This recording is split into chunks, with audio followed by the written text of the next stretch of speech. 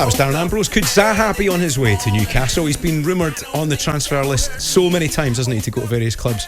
Is the North East his final destination, Goffey? Amazing, another player, isn't it, linked Zaha. It's just a strange situation, the Zaha thing, full stop. We talk about this every single window because you think the next window will be the one, and it's kind of his own fault. He signed a dream deal there, he wanted to leave, then he signed a dream deal, had no clause in it, which I cannot believe, and then moans but he can't get away, but he always delivers for Crystal Palace, so credit to him for that. But now it just means there's another club that can afford to pay a transfer fee for Zaha, doesn't it? Yeah. I mean, it looked like it was going to Everton a few windows ago, but now it's Newcastle. Another player linked. Dele Alli, Lingard, Zaha. Yeah. It's that kind of established Premier League player we're talking about. That's what they're looking at this morning. Not world class, but Premier League class. Pretty similar to Sam Maximan as well. So let's speak to Mark. He's a big Newcastle United fan. Mark, what's your take on all this? First of all, would you like Zaha, or is this going to be the first of 1,000 names being chucked up your way? Mark's decided to give up on us. Right, Mark's disappeared, so we're going to have Niall instead. Niall, you're in Luton. What's your view of this, Niall? First of all, as a Luton Town fan, I'd like to say hands off Nathan Jones. But personally, I would love to see Arsene Wenger come in charge, because then it would give the idea of the World Cup for every 2 years fall on its place. Goffey, that's caused this stink, isn't it? By the way, today I think it's the 25th anniversary of Arsene Wenger's debut as a manager.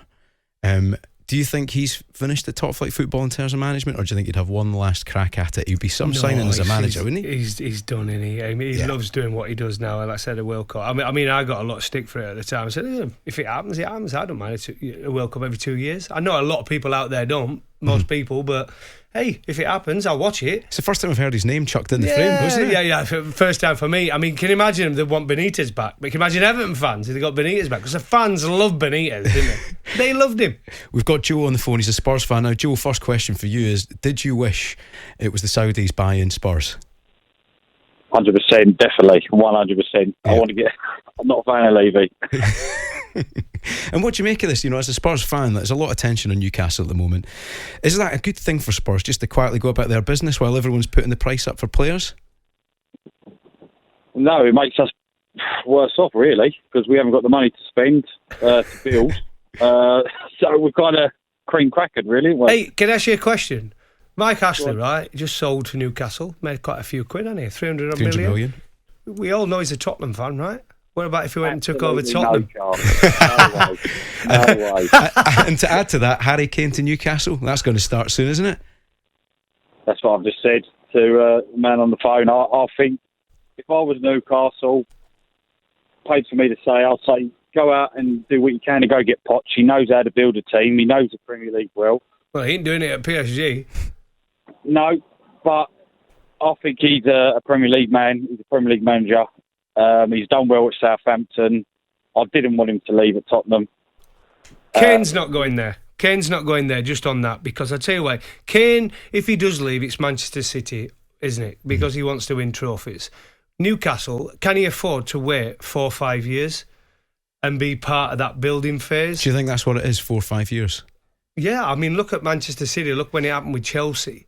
It took time. It just doesn't happen. Well, we've had Joe, thanks for that, Joe, a Spurs fan. We've had a Luton fan. Let's try and get hold of Mark now, the Newcastle fan we had on to start with. Because it's all about the tune, isn't it? It's all about the Newcastle fans. What are you saying about this, Mark? Oh, man, I'm just so excited. I'm having a baby in 4 weeks, and on the Monday before it was announced, I made a promise to my missus that I wouldn't drink for 4 weeks until the baby's born. Broken the rules already. Are you going to call the baby Stavely as well?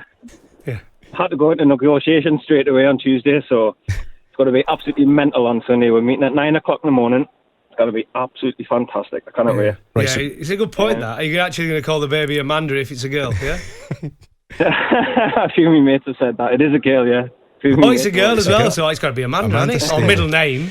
Right, Mark, the two questions then, right? Who's the first name on the managerial list? And we don't want to be disrespectful to Steve Bruce, but I think that ship has sailed already. Who would you like to manage the club through the next transition? And who's the first name on your wish list to sign for Newcastle?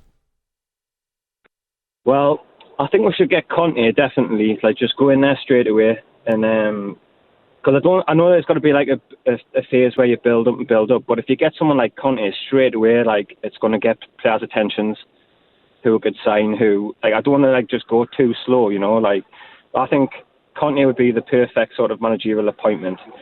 As a player-wise, someone who I was thinking who we could get now, who I think is a bit of a really good player, who I think could potentially be nabbed, would be James Maddison.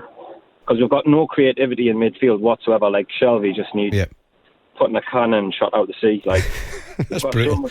It is brutal. I don't mind Shelby, but I'm not a Newcastle fan, but I don't mind Shelby. Well, first of all, I think Sean Custis, who's on from The Sun, said that the Conte thing is definitely off. I think I heard that correctly on talkSPORT. I can't see Conte taking it. He wants an oven-baked team, I think is how it was described to us. Spot on. So he might be ruled out. But Maddison, do you think that's the right sort of level of signing? He's a great player, but I remember when he was on loan at Aberdeen, right? So he's come a long way in a short amount of time. But is that the position you think is the most important to shore things up when you're fending off relegation, Mark? He's gone. But what do you reckon then, Goffey? He's put phone down. He's getting ready for Saturday. He's got 4 weeks to get it in, hasn't he? Listen, Maddison, I get it. It's not working out for him at Leicester at this time. I think the fans are disappointed the way Maddison has gone about it. It looked like he was going to be going. He wanted that Arsenal move. I think Newcastle move would tempt him, without a doubt. But again, I think they've got to go slightly bigger. And that's why I say Sterling. I mean, Sterling obviously at Manchester City wants to stay there, right? Because they're going to win stuff and he wants to play. But at the minute, he's just been left behind, hasn't he? Yes. With Manchester. But it's not affecting his England place at this moment in time. So he might be quite happy just to stay there. A lot of chat north of the border. Stevie G, is it the right move for him into the Prem? Yeah, again, I mean, if I were a Newcastle fan, which I'm not, and you got Lampard or Steven Gerrard, I won't be throwing them out of bed. Well, I'd be quite happy with it. They definitely can't have them together, can they? We know that doesn't work. Yeah, get Paul Scholes as well.